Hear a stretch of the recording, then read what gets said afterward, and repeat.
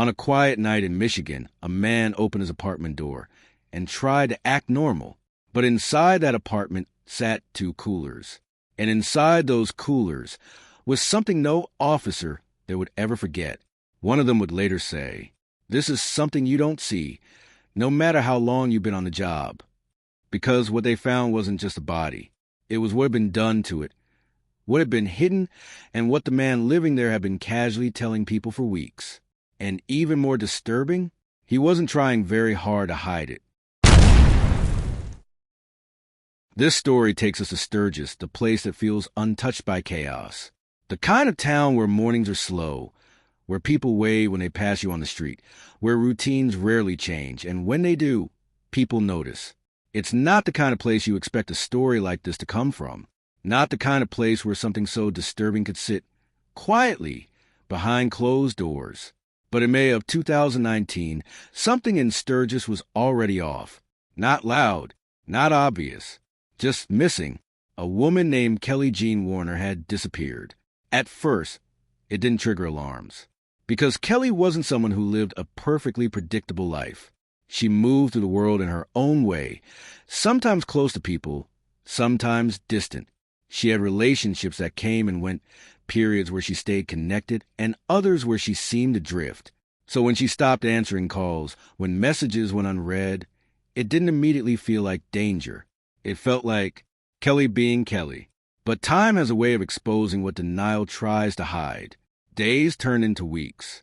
And slowly, that quiet absence began to feel heavier. Because this wasn't just someone going off the grid. This was someone who had a life. Kelly was 42 years old. She was a mother, a grandmother. She had people tied to her existence. People who, whether near or far, were part of her world. And beyond that, she had a personality that stood out in subtle ways. She cared about things that many people overlook. Nature, the environment, the bigger picture of the world around her. She wasn't loud about it. She wasn't trying to impress anyone. It was just who she was. A woman who thought deeply, who felt deeply, and who, like many, carried both strength and struggle at the same time. Because Kelly's life wasn't simple. There were hardships, complicated relationships, moments that weren't easy. But that doesn't reduce a person. If anything, it makes them more real. And that's the part that often gets lost in stories like this. Because when someone becomes a victim, they risk becoming just that, a headline, a case file, a name attached to something tragic. But Kelly was more than what would eventually happen to her. She was a person who existed fully, before everything went wrong. And for weeks, that person was just gone. No calls, no messages, no signs of life. And eventually, the silence became impossible to ignore. Something wasn't right. People began to feel it, even if they couldn't explain it. That quiet instinct, that subtle shift in the air, the sense that this wasn't normal distance anymore. This was something else, something worse. And then, just when the uncertainty had stretched as far as it could, a phone call came in. Not from someone checking on her, not from someone reporting her missing, but from someone claiming they knew where she was. And that call would unravel everything. On the evening of May 22nd, 2019, while most of Sturgis was settling into another quiet night, a call came in. At first, it didn't sound urgent. No panic, no shouting, no chaos in the background, just a voice. Calm, measured, but what that voice said changed everything. This wasn't someone reporting suspicious activity, not someone calling about a disturbance. It wasn't even someone saying, "I think something might be wrong." Instead, the caller said something far more direct. He knew where a missing woman's body was. Not might be, not possibly, was. And then it got worse. Because he didn't just claim knowledge. He explained how he knew. He said someone had told him. Even more disturbing, that person had offered to show him the body. Offered, as if it were nothing. As if it were a conversation, a casual invitation. Something you could say without hesitation. Think about that for a second. In most cases, bodies are hidden, buried, covered, disposed of carefully. Because even the most desperate person knows. You don't want anyone to see. But this This suggested something completely different. This suggested someone who wasn't afraid. Or worse, someone who didn't fully understand the weight of what they had done. Dispatch operators are trained to stay composed, to filter information, to prioritize facts. But even for them, this stood out, because calls like this don't come in every day. And when they do, they're rarely wrong. The caller gave them an address. Clear, specific, 209 North Maple Avenue. Not a vague location, not a guess, an exact place, an apartment. And suddenly, what had been a missing person case shifted into something far more serious, because now there was a possibility that Kelly Jean Warner wasn't just missing. She had been there all along, inside that apartment, waiting to be found. When officers received the call, they didn't rush in blindly, because they recognized a name connected to that address. The man who lived there, Wade Allen. This wasn't his first interaction with law enforcement. He wasn't unknown. He wasn't invisible. There had been prior encounters, reports, concerns, nothing that fully explained what they were about to walk into, but enough to put officers on edge. Because when someone with a history like that is suddenly connected to a call like this, you don't assume coincidence. You prepare for unpredictability. And that's exactly what they did. They knew this wouldn't be routine. They knew this wouldn't be simple. But even with that preparation, nothing could have prepared them for what they were about to find inside, because at this point, they still didn't know if the call was real. They didn't know if it was exaggerated, misunderstood, or something else entirely. But they were about to find out. And once they did, there would be no going back. Because some calls don't just start an investigation. They expose something that was never meant to be seen. And this was one of those calls. When officers pulled up to 209 North Maple Avenue, they already understood one thing. This wasn't a routine welfare check. The address, the call, the name attached to it, it all pointed in one direction. Inside that apartment was Wade Allen, 35 years old, not a stranger to law enforcement. Someone officers recognized. Someone who, over time, had built a reputation that made situations like this unpredictable. Not necessarily chaotic right away, but the kind of person you approach carefully, because you don't know which version of them you're about to meet. They knocked, and then they waited longer than usual, just enough time for thoughts to creep in. Is he inside? Is he ignoring them? Is he preparing something? Then finally, movement. The door opened, and there he was. At first glance, nothing exploded into chaos. No panic. No attempt to run, no visible fear. Instead, Wade seemed calm, but not the kind of calm that reassures you, the kind that makes you pause. Because in moments like this, when police show up at your door asking about a missing person, most people react. Confusion, concern, even irritation, something. But Wade? He didn't. The officers kept it simple. They asked about Kelly Jean Warner, and that's when the first crack appeared. Not in what he said, but in how he got there. A hesitation. Small but noticeable. The kind that doesn't last long enough to call out, but long enough to register. Then came the response. Casual, almost dismissive. He said he hadn't seen her in months. Said she'd left, gone to another city. That he didn't really know where she was now. On paper, it sounded plausible. People drift. Relationships end. Lives move in different directions. But something wasn't sitting right. It wasn't the story. It was the delivery, the pauses between sentences, the way he avoided specifics, the way he seemed to answer around the question, instead of directly through it, and most importantly, the way he controlled the interaction.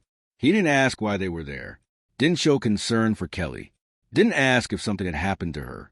That absence, that's what stood out.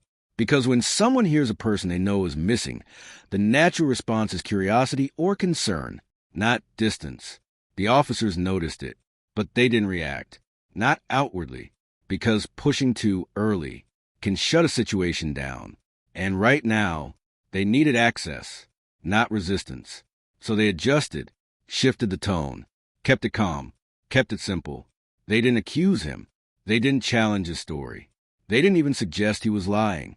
Instead, They asked for something small, something reasonable, something that, in a normal situation, wouldn't raise alarms. Mind if we take a look around?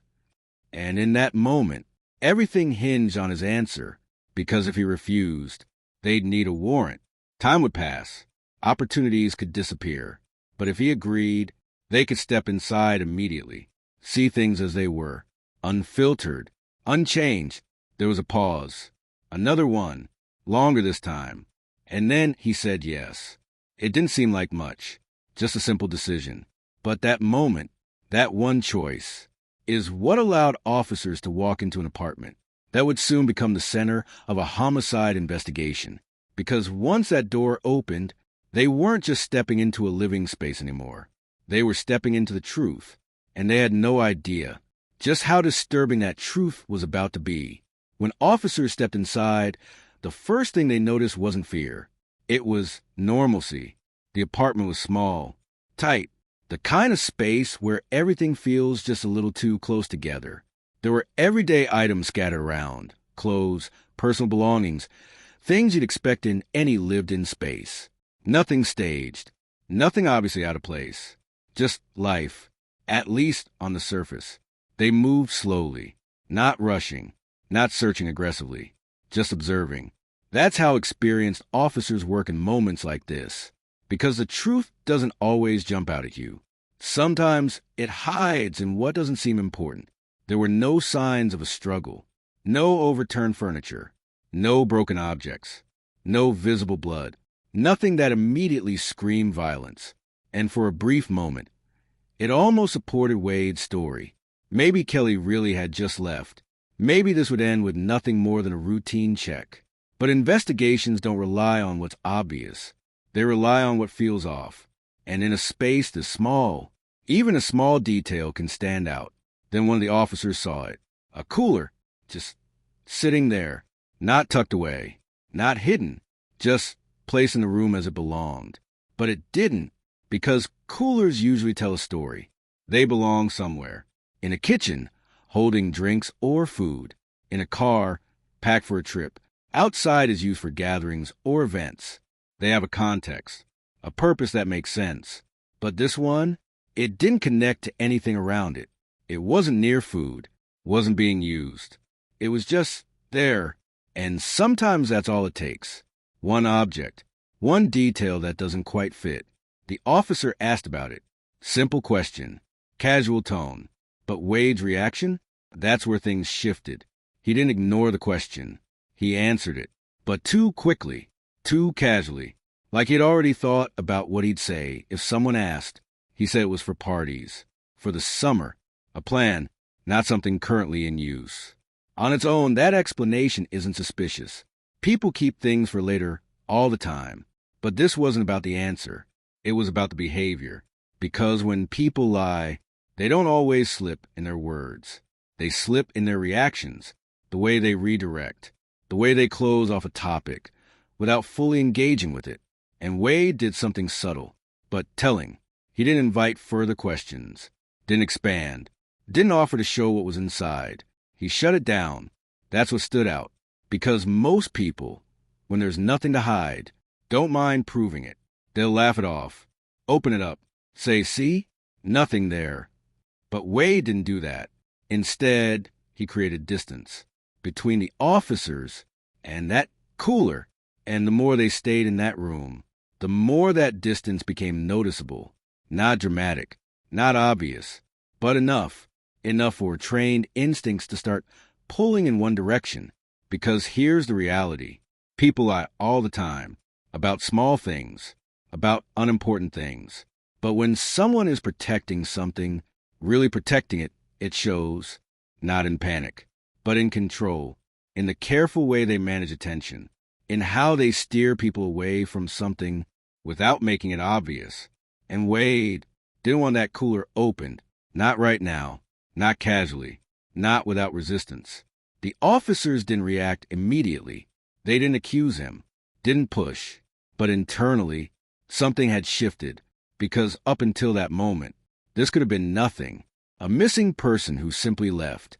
A routine check that ends quietly. But now, there was a question. A small one, but important. What was in that cooler that he didn't want anyone to see? And the longer it sat there, unopened, the heavier that question became.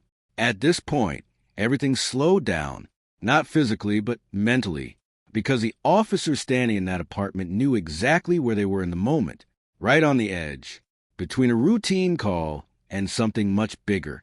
They had two options: walk away, leave, regroup, come back later with a warrant, or push, stay in the moment, lean into the tension, follow the instinct that something wasn't right. Walking away would have been safe, procedural, clean, but it would have meant time. Time for things to change. Time for evidence to disappear. Time for the unknown to stay hidden just a little longer. So they chose the other option. They pushed, but not aggressively, not recklessly. They kept their tone controlled, measured, professional, because moments like this aren't about force. They're about pressure, the kind that builds slowly until the person on the other side feels it. They made it clear they could get a warrant. They could leave now and come back with legal authority to search everything. This wasn't optional. This wasn't going away. And that's when it happened. A shift, subtle but unmistakable. Up until that point, Wade Allen had been composed, calm, controlled, managing the interaction. But now, that control started to slip, not dramatically. He didn't panic, didn't lash out, but something underneath the surface changed.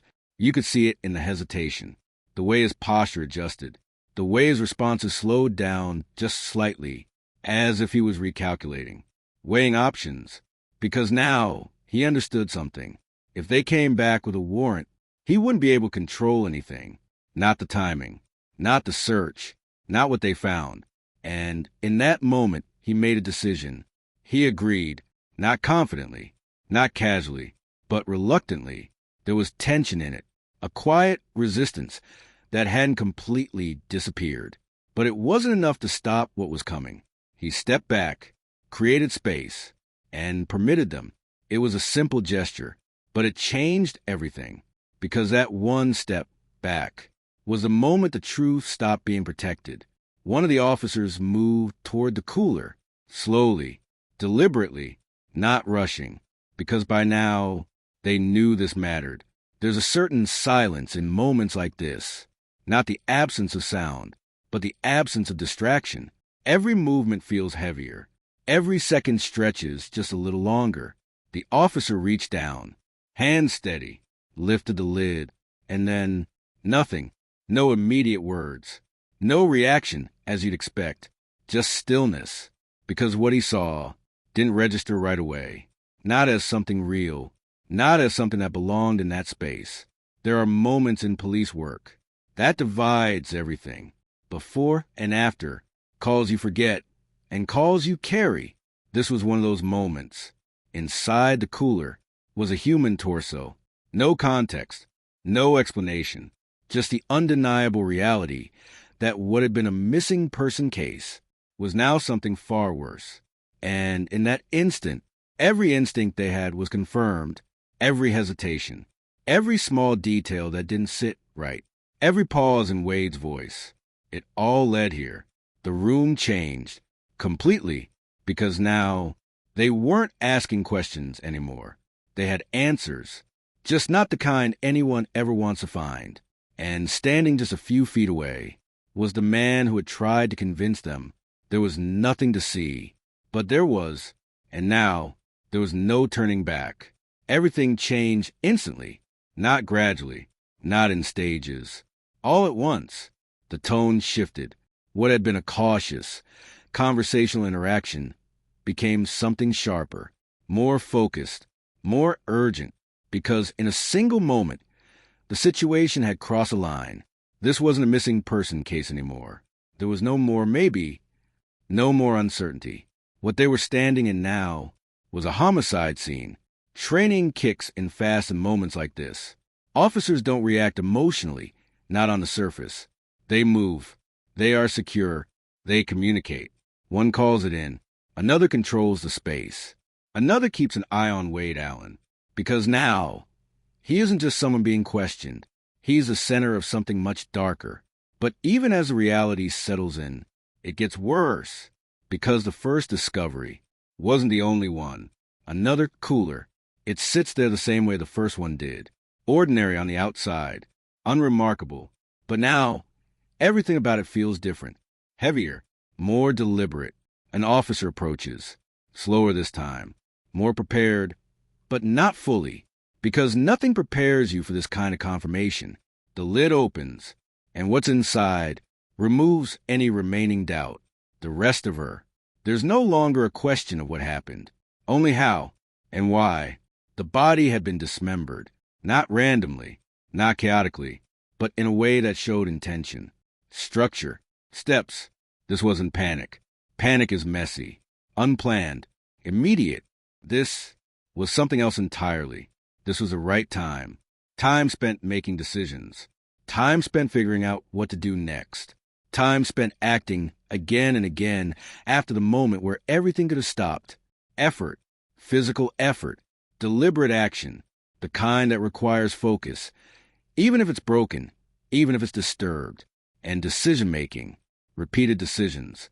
Because nothing about this happens by accident. Not once. Not twice.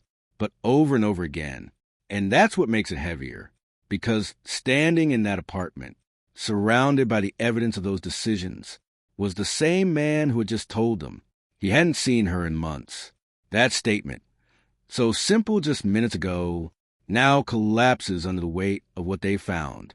Everything he said, everything he tried to distance himself from, is now right there in front of them. The apartment doesn't feel the same anymore. It's no longer just a place someone lived. It's a space where something happened. Something that unfolded over time. Something that left behind more than just physical evidence. There's a presence to scenes like this. Not something you can see, but something you feel. A realization that this wasn't a single moment. It was a sequence, a progression. And every second of it led here. Officers begin processing the scene. Carefully, systematically. Because now every detail matters. Every object. Every surface, every trace. What's here will tell the story. Even if the man standing in the room won't. And as the reality settles in, one thing becomes clear. This wasn't just about what happened to Kelly Jean Warner. It was about everything that happened after. The choices, the actions, the attempt to contain something that couldn't be undone. And now, there's no hiding it. Because what was inside those coolers has already said more than words ever could. And from this point forward, the investigation isn't about finding Kelly anymore.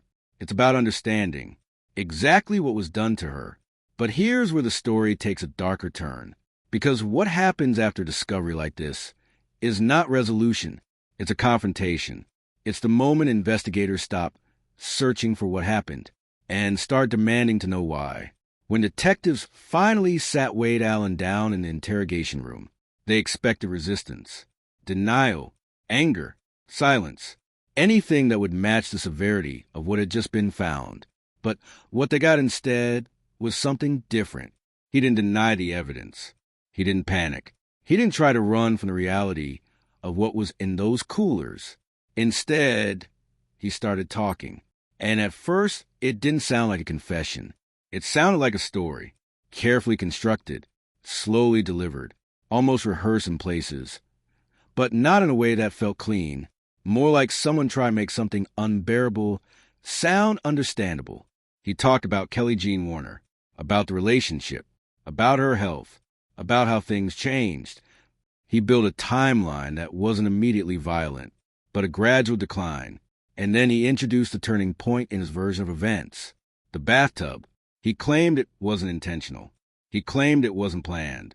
He described it as an accident, a moment where she was in the bath and something went wrong. A fall, a collapse, a situation that spiraled beyond control. And for a brief moment, to someone hearing it for the first time, it almost sounded possible. Not because it was convincing, but because it was structured. People want explanations, and he was giving one. But the problem with stories like that is that they depend on consistency. And consistency breaks when pressure is applied. Because detectives don't just listen to the story. They test it. They compare it. They cross-check it against everything else they already know. And slowly, the cracks begin to show. First came the timeline issues, then the physical inconsistencies, then the witness statements, and finally, the contradictions that couldn't be explained away with vague memory or confusion. Because while Wade was describing an accident, other people were describing something very different. Friends, acquaintances, people who had been around him in the days leading up to the discovery. They weren't talking about confusion. They were talking about behavior, control, violence, disturbing comments that didn't fit an accident narrative at all. And the more voices that entered the picture, the more fragile his version became. What he called an accident, others described as escalation. What he called uncertainty, others described as intent. And what he tried to frame as tragic timing was being reinterpreted as something far more deliberate. Because in investigations like this, truth doesn't come from a single statement. It comes from collisions. Different accounts crash into each other until only what's real remains. And Wade's story wasn't surviving that collision. The bathtub explanation begins to lose weight, not because it's impossible in isolation, but because it no longer exists in isolation. It exists alongside evidence, alongside behavior, alongside physical findings that don't align with what he's saying. And that's when detectives realize something important. This isn't a misunderstanding. It isn't confusing. And it isn't a single tragic moment gone wrong. It's a narrative being shaped, after the fact, to explain something that already happened. And in the middle of all of it is a woman who can no longer speak for herself. So the interrogation doesn't end the case. It deepens it, because every answer he gives creates more questions. Every explanation creates more contradictions. And by the time the session continues, the story he is trying to hold together is already starting to fall apart, quietly, piece by piece, leaving detectives with a single realization. What they are dealing with is not just what was found in that apartment. It's everything that led to it, and everything being said to cover it up, not with clarity, not with closure, but with something far more unstable. A story that doesn't hold, a suspect who won't fully admit the truth, and a case that is only just beginning to reveal how deep it really goes. The next morning, inside the station, the atmosphere is completely different from the apartment. There's no clutter, no uncertainty about what's behind the door, no unknown corners to search. Just a small room, a table, 2 chairs, and Wade Allen is sitting in one of them. He doesn't look panicked. He doesn't look emotional either. There's no visible breakdown, no shock, no denial-driven confusion, just composure, the kind that feels out of place, given what the night before revealed. And that contrast matters, because in cases like this, behavior speaks louder than evidence at first. The detectives don't start aggressively. They don't walk in with accusations. They don't lead with what they already know. That's intentional. Because interrogation isn't about pressure right away. It's about structure. Control the environment. Control the rhythm. Let the subject fill the silence. They begin simply. Water. A calm tone. Even small comforts like cookies are offered. Not because they're friendly, but because they're strategic. This isn't kindness. It's calibration. Because the goal isn't to force answers. It's to create space where inconsistencies naturally appear. Where someone starts talking too much or too carefully or in ways that begin to unravel on their own. And Wade begins to talk. At first, it feels almost controlled, organized. He doesn't start with panic or denial. Instead, he builds a narrative, a version of events, carefully structured, step by step. He talks about Kelly Jean Warner, not immediately in violent terms, not in criminal terms, but in fragments, health, weakness, incidents that sound accidental when isolated. He says she had health problems, that she fainted once, that she hit her head. After that moment, she wasn't the same. Each detail is delivered slowly, not rushed, not emotional, but deliberately spaced out. And that spacing matters, because people who are recalling truth often compress emotion, but people constructing narratives tend to expand them, fill them, pad them, shape them. Then comes the central point of his explanation. The bathtub. He describes it as care, not harm. He says he put her in the bathtub to help her, to assist her, to make sure she was okay. And then he introduces the turning point in his version. He left, and when he came back, she was gone. No breathing, no response, no recovery, just a body in water. According to him, an accident, a tragic outcome, something he didn't intend.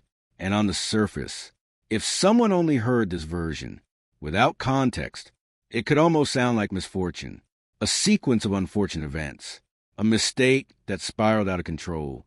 But that's exactly why interrogation isn't about the story alone. It's about the behavior surrounding the story. Because detectives aren't just listening to what he says. They're watching how he says it, the pacing, the pauses, the way he chooses certain words but avoids others, the lack of emotional disruption when describing something that should carry weight. And most importantly, what he doesn't do, he never expresses urgency. He never describes panic in the moment it allegedly happened. He never shows signs of immediate help-seeking behavior. And that absence becomes louder than anything he says. Because in almost every accidental death scenario, there is a moment of reaction, a call, a neighbor, emergency services, a desperate attempt to reverse what happened, something. But here, there is nothing. Number 911 call, no report, no attempt to bring in help, just silence, followed by continuation. And that continuation is what shifts the meaning of everything. Because once time passes, an accident becomes hard to sustain as an explanation. The detectives don't interrupt often. They let him talk, let the narrative stretch, let the structure reveal itself. Because the more he speaks, the more inconsistencies begin to appear in real time. Small contradictions, shifts in detail, revisions of earlier statements. None of them is explosive on its own, but together they begin to form a pattern. And that pattern is what investigators are trained to recognize. Not one big confession, but the gradual erosion of credibility. So, while Wade continues describing what he calls an accident, the room around him is changing, not physically, but directionally. The story is no longer stable. The explanation is no longer holding. And the detectives are no longer just hearing him. They are measuring him. Every word, every pause, every omission. Because the biggest red flag isn't what he's saying. It's what is missing entirely. No urgency. No outside help. No immediate action. No attempt to reverse the outcome. Just a story that begins after the fact. And in investigations like this, that difference is everything. Because intent is often revealed not in what someone claims happened, but in what they failed to do when it mattered most. And slowly, without needing to interrupt, the detectives begin to see the shape of something else emerging underneath his version of events. Not an accident, not misfortune, but a narrative trying to explain something irreversible in the least incriminating way possible. And that realization, this is where the interview truly begins to shift. In the interrogation room, the story begins to stretch in a way that makes it harder, not easier, to believe. Wade Allen continues speaking, but now the details shift into something heavier. Less like an explanation, more like reconstruction. He says she didn't just die and remain undiscovered for a short time. He says she was there for hours, those days, then longer. The timeline expands in a way that immediately changes the weight of what investigators are hearing. Because time is not neutral in cases like this. Time is evidence. And then comes the most disturbing part of his version. He says he didn't report it. He didn't call for help. He didn't notify anyone. Instead, he stayed with the situation. He describes a choice, not a reaction, not panic, a decision. According to him, he left her in the bathtub, and over time, he attempted to manage what was happening to the body. He talks about running in cold water, not once, but repeatedly, as if trying to slow down something irreversible. At this point, the room feels different. Because investigators are no longer listening to a simple explanation of a death. They are listening to a narrative of continued interaction after death. And that changes everything. He says he believed he needed to preserve her, And when pressed on where that idea came from, he references something unexpected: television, crime shows, documentaries, things he claims influence his thinking at the moment. And that's where the logic begins to fracture under its own weight. Because people in crisis don't typically build forensic strategies from entertainment references. They react, they panic, they call for help. They try to reverse what just happened. But what he is describing is not a reaction. It is an adaptation. He is no longer talking about a moment of shock. He is describing a prolonged sequence of decisions made after the fact. Choices about what to do next. Choices about how to manage the situation. Choices that require time, awareness, and presence. And that is exactly why the detectives begin to shift internally, not visibly, but analytically, because they recognize the difference between someone overwhelmed by a sudden tragedy and someone continuing to engage with the outcome over time. The bathtub itself becomes more than a setting. It becomes a focal point, a fixed location where multiple decisions allegedly occurred, a place where the story either holds together or collapses. He continues explaining. He talks about uncertainty, about not knowing what to do, about trying to figure out. But the language he uses doesn't match the urgency. It matches contemplation. There is no sense of immediate escalation, no rush to resolve the situation, no external attempt to intervene, just continuation. And investigators notice something critical. The story is no longer just about death. It is about maintenance. What happens after? What choices are made once the initial moment has passed? That is where the psychological weight deepens. Because even in accidental death cases, there is usually a breaking point where someone seeks help. A phone call, a neighbor, a confession, something external that interrupts the chain of events. But here, according to his account, there is none, only isolation and continuation. The bathtub becomes symbolic in the room, not because of what it is physically, but because of what it represents in his story. A contained space where time passes without intervention. And as he keeps speaking, detectives are no longer focused on whether the story is emotional or not. They are focused on whether it is behaviorally consistent with reality. Because the idea of someone passively maintaining a deceased body for days, without outside contact, without reporting, without breakdown, creates more questions than it answers. And those questions begin forming silently in the room. Why no call? Why no attempt to seek help? Why the focus on preservation instead of reporting? Why does the story feel like it moves forward instead of stopping at the moment of crisis? And slowly, the interpretation shifts. What he is describing stops sounding like confusion. It starts sounding like management. Not a single moment went wrong, but sequence of actions taken after the fact. And that distinction is where the investigators begin to focus their attention, because the truth in cases like this rarely lives in the dramatic moment. It lives in what happens after. And in this version of events, what happens after is just as important as what allegedly caused it. The room is quieter now, not because less is being said, but because more is being understood.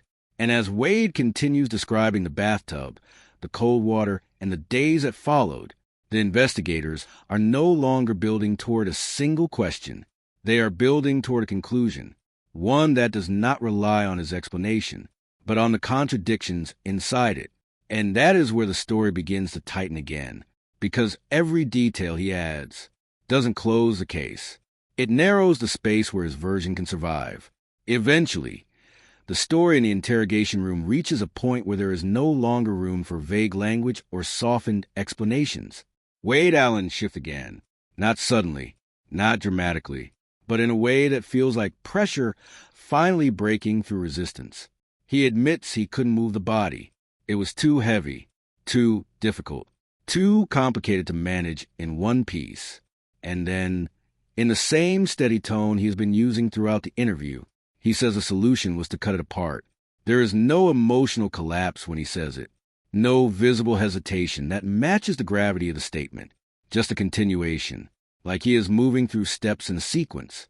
He frames it as a necessity, not anger, not violence in the emotional sense, but logistics, a problem to solve, a situation requiring adjustment. And that is where the atmosphere in the room changes in a subtle but important way. because investigators are no longer hearing a chaotic explanation of events. They are hearing structures, process, decision-making. He describes in fragments, not with detail that invites emotion, but with language that distances him from it. And that distance is what stands out, because most people, when describing something horrific, even indirectly, tend to show disruption. A break in speech, a shift in tone, a moment where the weight of the subject interferes with delivery. But here, the delivery continues, smoothly, almost mechanically. He explains that it wasn't done in a single moment of breakdown. It was done over time, a series of actions, steps taken in sequence, not improvisation, not panic. And that is what unsettles the investigators the most. Not just the content of what he is saying, but the normalization of it within his speech. Because the language he uses is not the language of shock. It is the language of problem solving, of adaptation, of task completion. And that distinction is critical in interrogation psychology. Because when someone describes an extreme act in neutral, functional terms, it forces investigators to ask a different question. Not what happened, but how did they come to see it this way? He continues speaking as if explaining constraints, as if the situation left limited options, as if each step followed logically from the last. No urgency is introduced. No regret is expressed in a way that interrupts the structure of the narrative, just progression. And as he speaks, detectives are no longer just listening for a confession. They are listening to their mindset, because the way someone describes an act often reveals more than the act itself. In his version, there is no visible emotional rupture tied to the decision. No moment where the reality of what he is doing causes him to stop. No indication of external interruption. Just a continuation of the process. And that is where the psychological weight begins to shift in the room. Because investigators start to see a pattern forming across his entire account. Accidental framing of early events. Delayed recognition of severity. Gradual adaptation to the situation. Functional problem-solving language applied to irreversible harm. Each layer adds structure to his narrative, but none of it adds emotional grounding. And that imbalance becomes impossible to ignore. Because in real-world crises, especially involving sudden death, human response is rarely linear. It is messy, disrupted, emotionally unstable. Even denial usually comes with visible emotional friction. But here, the narrative remains unusually composed, even when describing the most extreme escalation in the story so far. And that is what creates the discomfort in the room. Not a single statement on its own, but the consistency of detachment across all of them. The detectives do not interrupt much. They let the account continue, because at this stage, interruption does not reveal more than observation. What matters is how long the structure can hold under its own weight. And slowly, that structure begins to show strain, not through contradiction yet, but through implication. Because the more he explains the process, the more unavoidable the question becomes. Why was any of this necessary in the first place? And that question hangs in the room, unspoken but present, because every step he describes assumes conditions that investigators are already comparing against physical evidence and witness accounts.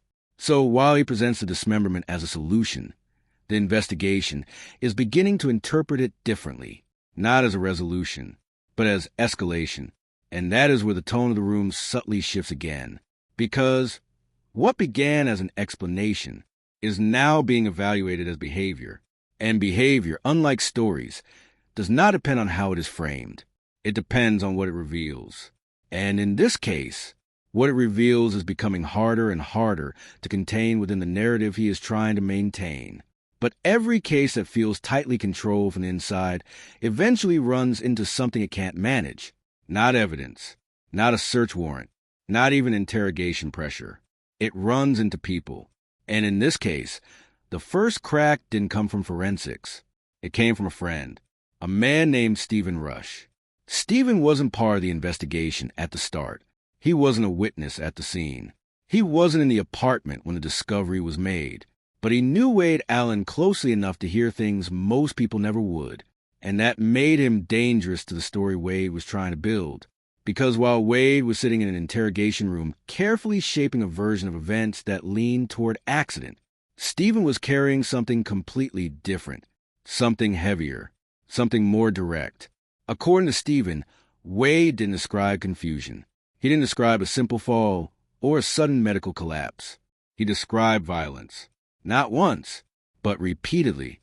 Stephen said Wade admitted that there were moments when he hit Kelly Jean Warner, moments that weren't accidental, moments that weren't minor, moments that escalated.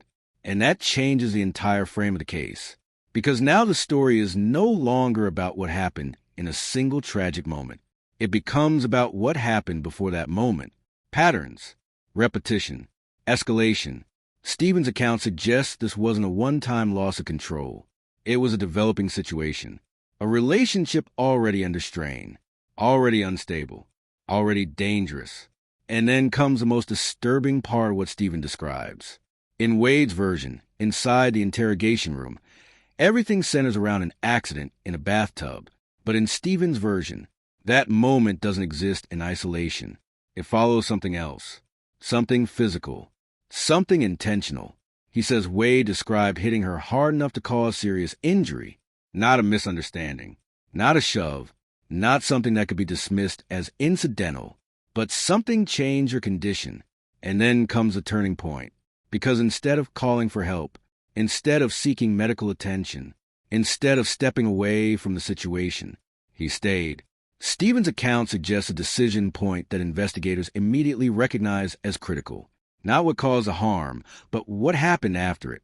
Because in real-world cases, that's where intent often becomes visible.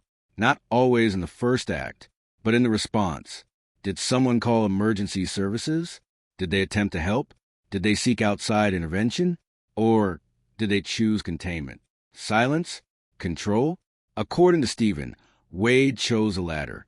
He kept Kelly there, not as a momentary reaction, but as an ongoing situation, a condition he tried to manage rather than report. And that detail alone begins to reshape everything detectives thought they understood, because now the bathtub story isn't standing alone anymore. It is being surrounded by context that changes its meaning entirely. Stephen's testimony introduces a pattern of behavior that investigators cannot ignore: initial violence, failure to seek help, continued control over the situation, attempts to manage consequences internally. And that pattern does not align with accidental death narratives. It aligns with escalation, with avoidance, with control. But perhaps the most important part of Stephen's statement is not just what he says Wade admitted. It's why he says he came forward. Because Stephen wasn't obligated to speak. He wasn't forced into it at the beginning. But eventually, the weight of what he heard became impossible to hold alone.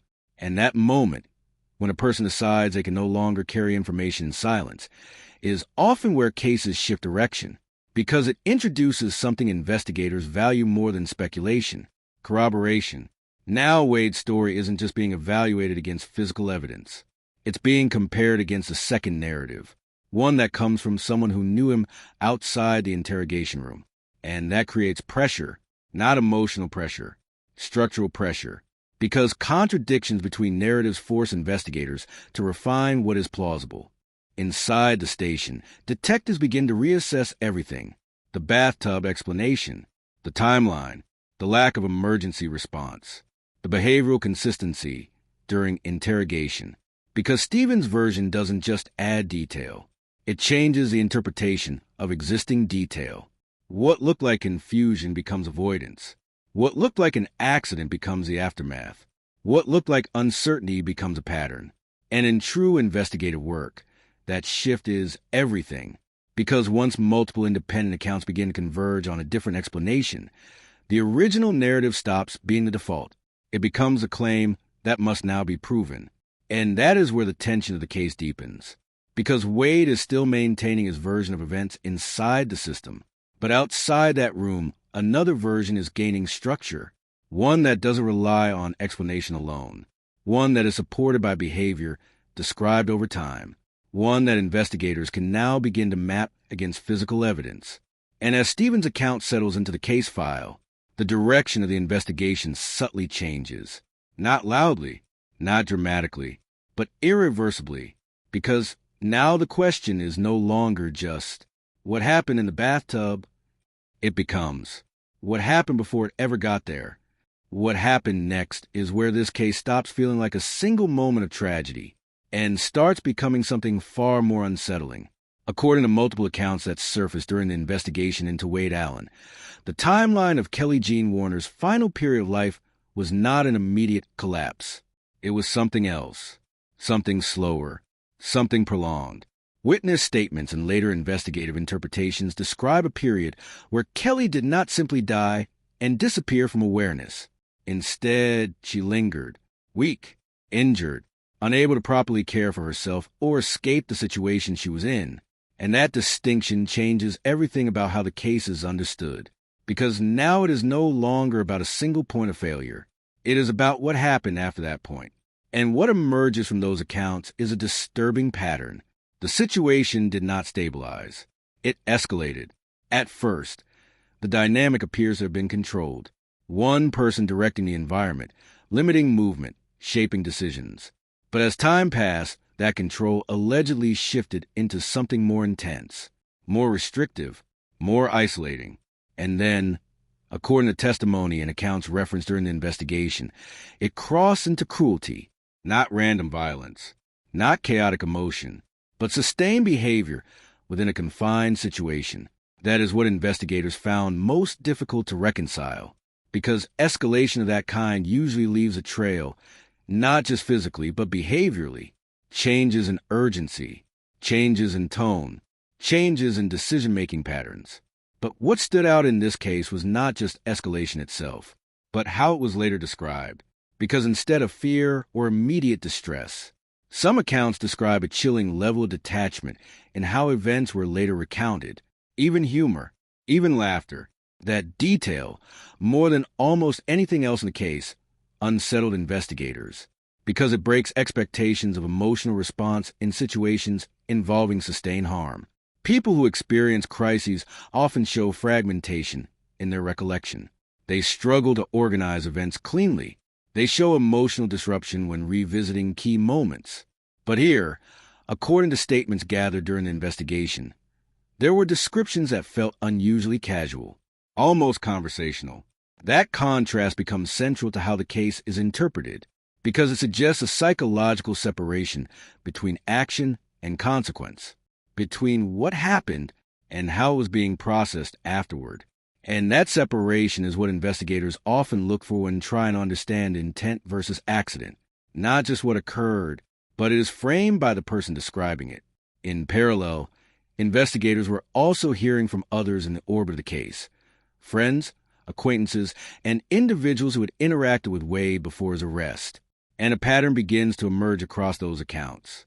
Not identical stories, but consistent themes, control dynamics, escalating tension, references to harm, a sense of instability in the relationship environment. Each piece alone might have been dismissed as incomplete or unreliable, but together, they begin to form a consistent shape, a trajectory, and that trajectory does not resemble a single accidental event. It resembles progression, step by step, condition by condition. Inside that progression, Kelly is no longer described as someone who simply died quickly and cleanly. She is described, across accounts, as someone who remained in the situation long enough for behavior around her to continue unfolding, long enough for decisions to be made, long enough for escalation to occur. And that is where the most difficult question in the investigation begins to form. What does it mean when harm does not stop at the first critical moment? Because in many cases, that moment triggers intervention, emergency response, outside contact, a break in continuity. But here, according to narrative built from multiple sources, there was no interruption, only continuation. And that continuation is what investigators focused on. Not just the initial incident, not just the outcome, but everything in between. Because escalation is not defined by a single act. It is defined by what follows when circumstances are not corrected, when they are allowed to persist, when they are managed instead of reported. And as more accounts were reviewed, the case began to shift in interpretation again. What may have initially been presented as confusion or accident was now being evaluated through the lens of pattern behavior, control, prolongation, normalization of extreme circumstances, emotional detachment in recounting. Each layer adds complexity, and each layer makes simple explanations harder to sustain. By the time investigators step back from all the statements, interviews, and timelines, the picture is no longer centered on a single event in isolation. It is centered on a sequence of escalating conditions that unfolded over time, and that is what makes this phase of the case so disturbing. Not just the outcome, but the idea that the outcome was not immediate, that it developed, that it continued, and that, according to those closest to the investigation, it was later spoken about in a way that made it feel almost ordinary. And that realization is where the case begins to move toward its conclusions. Because once escalation is established, the remaining question is no longer what happened in the end. It is how far it went before it got there. This wasn't random. It wasn't a sudden collapse of judgment. And it definitely wasn't a single moment where everything went wrong. What investigators and witnesses began to recognize in the case of Wade Allen and Kelly Jean Warner was something more structured, something patterned, something psychological. This was control, not just behavior. A system of behavior. Control doesn't usually announce itself. It rarely begins as violence. It begins as an influence, subtle corrections, emotional pressure, jealous reactions framed as concern, arguments that always circle back to dependency. Over time, those patterns become normalized inside the relationship. In relationships like this, control is not always obvious from the outside. It doesn't always look like domination. It often looks like attachment, intensity, care that slowly becomes restricted. And according to accounts surrounding this case, that dynamic was already present long before the final events. Kelly would leave, then return, and each return changed the balance slightly, because in psychological control systems, repetition matters. Each cycle reinforces a structure. Separation creates instability. Return resets emotional equilibrium. Emotional dependency deepens. Boundaries weaken over time. This is not unique to one individual. It is a known pattern in coercive relationship dynamics. But in this case, it becomes critical to understand escalation, because control is not static. It evolves. At first, it may rely on emotional leverage. Then it becomes behavioral monitoring. Then isolation. Then dependency reinforcement. And when those fail, it can escalate further. What investigators noted across testimony and behavioral accounts was not just conflict, it was possession framing, a mindset where the partner is not treated as an independent person, but as something that must remain within emotional or physical reach. And that is where the danger increases, because possession thinking does not tolerate separation well. It interprets independence as rejection, and rejection as a threat. In that psychological framework, emotional responses become distorted. Jealousy becomes justification. Fear becomes control behavior. Anger becomes corrective action. And over time, the relationship stops functioning as a connection between two people and starts functioning as a control loop. That loop matters, because once it forms, it becomes self-reinforcing. The more instability appears, the more control is applied. The more control is applied, the more resistance emerges. The more resistance emerges, the more escalation is justified internally. And that cycle is where relationships can become dangerous, not because of one moment, but because of the accumulation. In the case being examined, witnesses and accounts describe patterns consistent with this kind of escalating dynamic: repeated breakups and reunions, emotional volatility, control assertions during periods of reconnection, increasing intensity over time. And importantly, escalation is not always linear in outward appearance. To outsiders, it can look inconsistent, even confusing. But internally, it often follows a consistent psychological logic. Maintain connection at any cost. That is where the turning point often occurs, when the connection is no longer maintained through emotional means and begins to shift into behavioral enforcement. At that stage, love is no longer experienced as mutual understanding. It becomes defined as retention, keeping someone close, preventing separation, eliminating uncertainty. And when that structure is threatened by leaving, rejection, or autonomy, it creates psychological instability in individuals who rely on control as emotional regulation. That instability does not always express itself the same way, but it tends to intensify existing patterns. Do not create new ones from nothing. Amplify what is already there. And in this case, investigators began to see a pattern consistent with that amplification. Not a sudden behavior change, but a gradual tightening of dynamics over time. Control narrowing the space around a relationship. Resistance increases pressure. And emotional dependency becomes distorted into ownership. That is the core psychological mechanism behind many coercive relationships. Not one act, but a system. And systems, once established, are difficult to break from the inside because each participant adapts to it in different ways. One through compliance, one through escalation.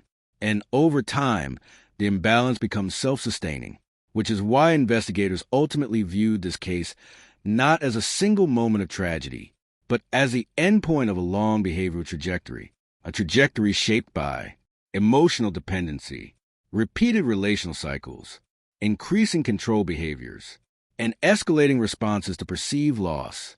And once that trajectory reaches its peak, the outcome is rarely sudden in origin, even when it appears sudden in result, because what looks like a breaking point from the outside, it is often the final stage of something that has been building for a long time underneath it. By the time investigators begin circling back through every lead, something becomes impossible to ignore. The story is no longer coming from just one source. It is repeating itself over and over again, different voices, different timelines, but the same underlying pattern. Witnesses describe a man who is becoming increasingly unstable in behavior and perception, someone who didn't just react to conflict but escalated it, not randomly, consistently. What stood out to detectives wasn't just the allegations themselves. It was a consistency across unrelated people. Individuals who had no reason to coordinate their accounts were describing similar experiences, controlling behavior in relationships, sudden emotional volatility, fixation on loyalty and separation, and a growing sense of unpredictability. Even those who were only loosely connected to him reported discomfort, a feeling they couldn't fully explain at first. But in hindsight, they recognized it as pattern recognition without full context. Something didn't sit right. The missing tools and disturbing conversations. One of the more troubling threads came from people who noticed him attempting to offload or exchange items in the days leading up to the discovery, not in a clear, structured way, but in a manner that later raised questions. Why those items? Why at that time? Why the urgency? Investigators later learned that certain objects tied to the timeline of events were being moved, discussed, or offered to others in ways that seemed disconnected from normal behavior. But when viewed together, they formed a pattern of concealment, not panic concealment, organized concealment. She was already gone. What struck investigators most deeply was how people described the way Wade Allen spoke about Kelly Jean Warner before official confirmation of her death. It wasn't phrased as uncertainty. It wasn't framed as a disappearance. According to multiple accounts, his language implied finality, not missing, not gone somewhere, but gone. That distinction matters in investigations, because language often reveals internal belief before external evidence catches up. People close to the situation reported that when Kelly was mentioned, there was no emotional search for her, no urgency, no framing of hope. Instead, there was detachment, a conversational acceptance that she was no longer part of the picture. To investigators, this raised an important psychological flag. People who are genuinely searching for someone missing typically demonstrate behavioral urgency, repeated contact attempts, emotional fluctuation, restlessness. But that pattern was not consistently present here. Instead, what emerged from multiple testimonies was a narrative that felt already concluded in the suspect's own framing. In cases like this, investigators may build strong theories. They may gather consistent witness testimony. They may even reconstruct likely sequences of events. But in the end, one authority carries final weight: the medical examiner. And when the autopsy results were completed for Kelly Jean Warner, the findings aligned with what investigators had begun to suspect. This was not an accidental death.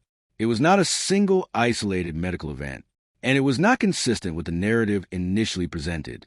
The official determination was homicide, not because every minute detail could be perfectly reconstructed, but the overall findings could not support an accidental explanation. There were indicators of trauma inconsistent with a simple fall and neglect scenario, and the condition of the body, combined with investigative context, pointed away from accident and toward inflicted harm. What homicide means here. Importantly, a homicide ruling does not always specify a single mechanism in absolute detail. It establishes something more fundamental. That death occurred as a result of actions taken by another person, and that distinction is critical because it separates tragedy from responsibility, misfortune from causation, accident from intent or action. In this case, investigators now had three converging pillars: physical evidence from the scene, witness testimony describing behavior, and admissions, medical findings confirming non-accidental death. Each one alone would be significant. Together, they formed a complete picture, the conclusion investigators reached. The exact moment-to-moment sequence of events may never be reconstructed with perfect clarity. That is common in complex domestic homicide cases. But what was established was enough for legal and investigative certainty. Kelly Jean Warner did not die naturally. She did not simply pass away unattended. Something was done to her that led to her death. And once that conclusion is reached in an investigation, everything else shifts.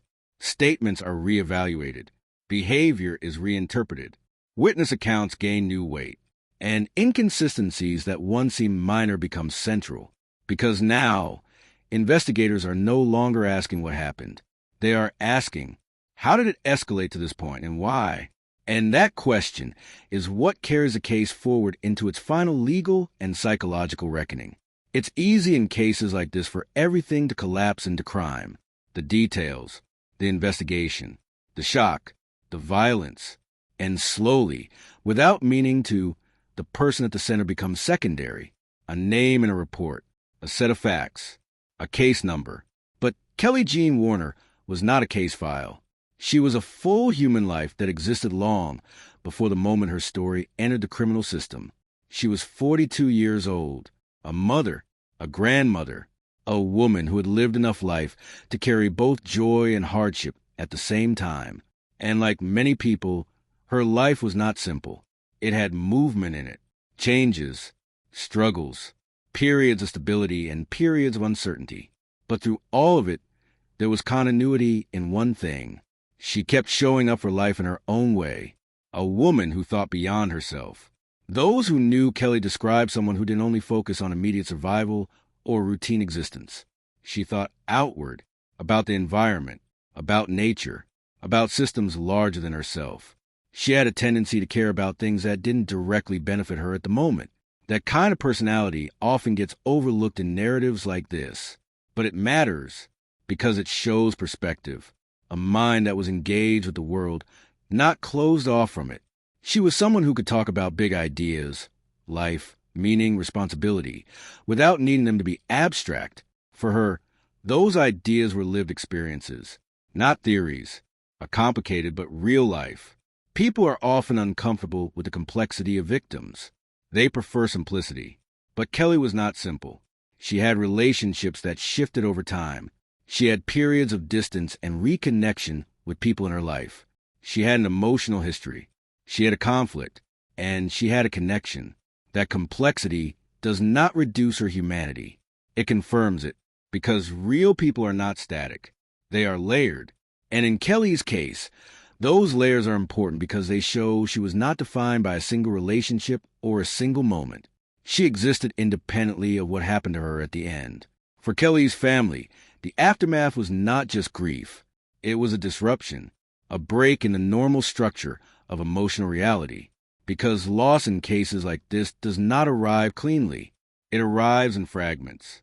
First disbelief, then searching, then waiting, then the realization, and finally, the permanence of absence. But in this case, there was something heavier layered on top of that grief, the circumstances. When someone passes away in a way that is medically natural or clearly accidental, Families can often process the event through familiar emotional pathways. Even when painful, the narrative is understandable. But when the circumstances involve violence, concealment, and prolonged investigation, the emotional processing changes entirely. It becomes slower, more complicated, more intrusive, because now grief is not just about absence. It is about how that absence came to be. Grief mixed with unanswered questions. Family members often find themselves cycling through questions that have no satisfying answers. Could this have been prevented? What did she experience in her final moments? Was there a point where things could have changed? Why did no one know sooner? These questions do not resolve easily. They repeat. They return at unexpected times. They complicate mourning. And that is part of what makes cases like this emotionally heavy beyond the facts themselves. The loss is not only final. It is layered with uncertainty. The image that remains. When investigators close a case, legally speaking, it becomes defined by outcomes, charges, rulings, sentencing. But for families, none of that replaces a person. They do not remember statutes or legal classifications. They remember voices, presence, habits, small details that never make it into official summaries. And that is why bringing Kelly back into the story matters. Not as evidence, not as a statistic, but as a person who existed outside the crime, beyond the headline. Kelly Jean Warner was not defined by the worst thing that happened to her.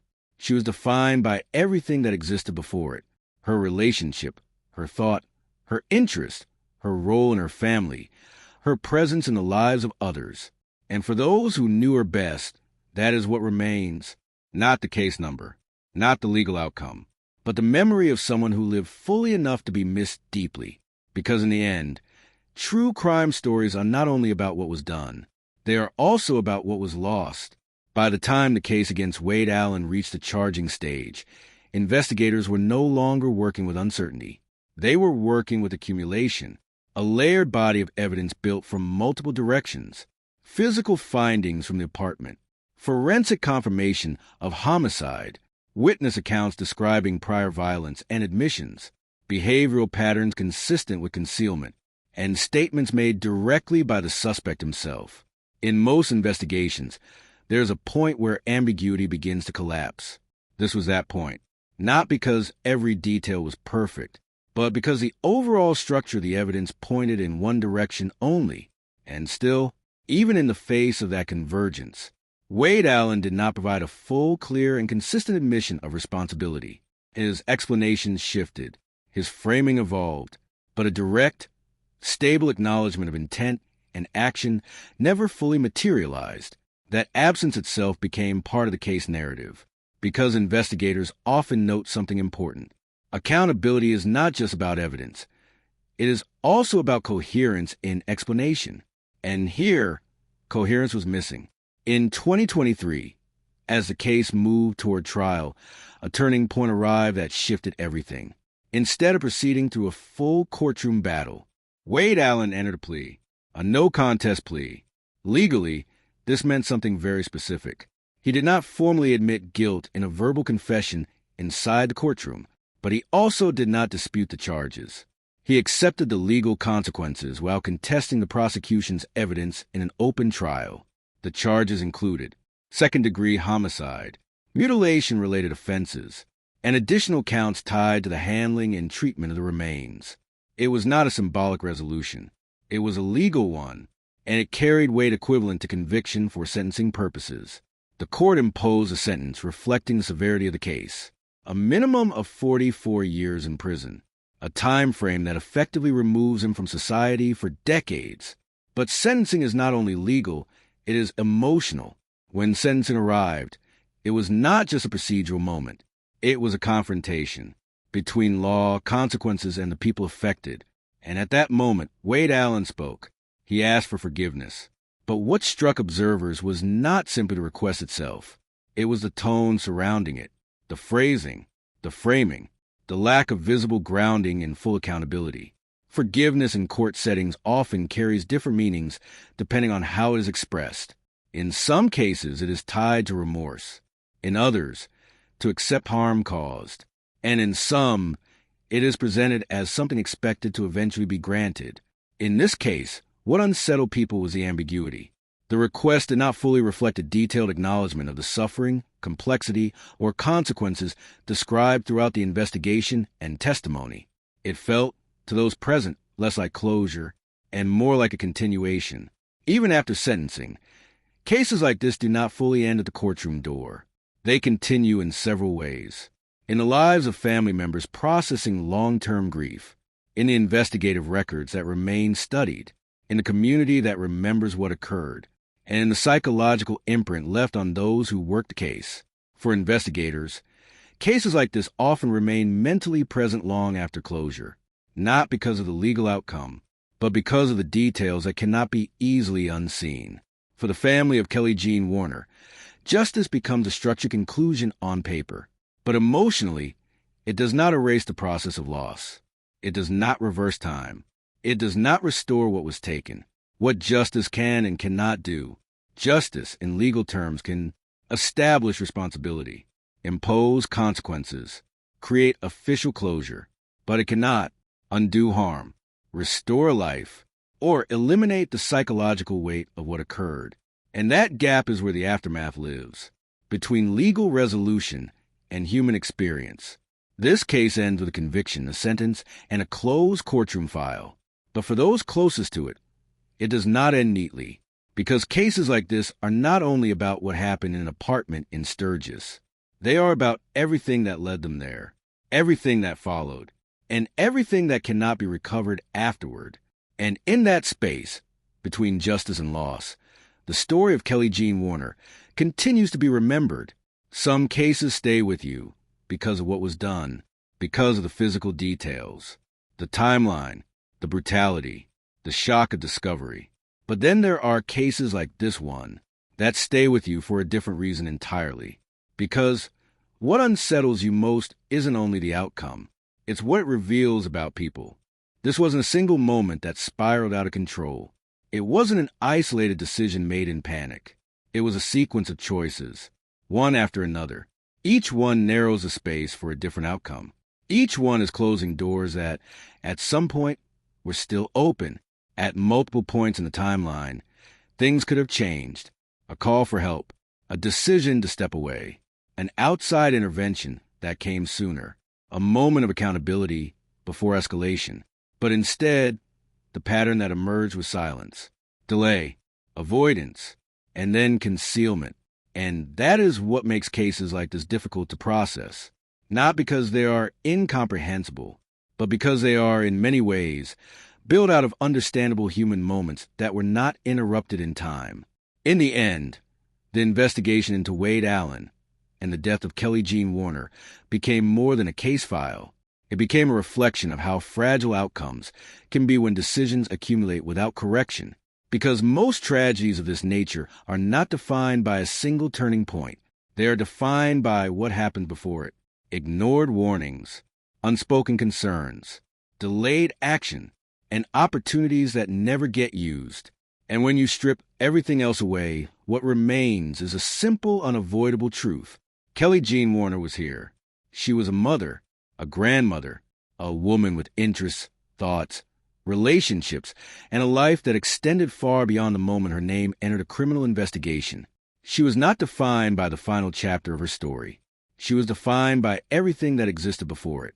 And that is what matters most when the case file closes. Not just what happened, but it happened to whom? Because behind every headline, there is a person who should never be reduced to the circumstances of their death. If stories like this matter to you, if you believe victims deserve to be remembered as full human beings and not just case summaries, then stay in this space. Because true crime isn't only about what happened in the darkest moments. It's about understanding the people involved, remembering the lives that existed before the headlines, and refusing to let them be forgotten once the case is closed. Subscribe, not just for the stories, but for the people inside them.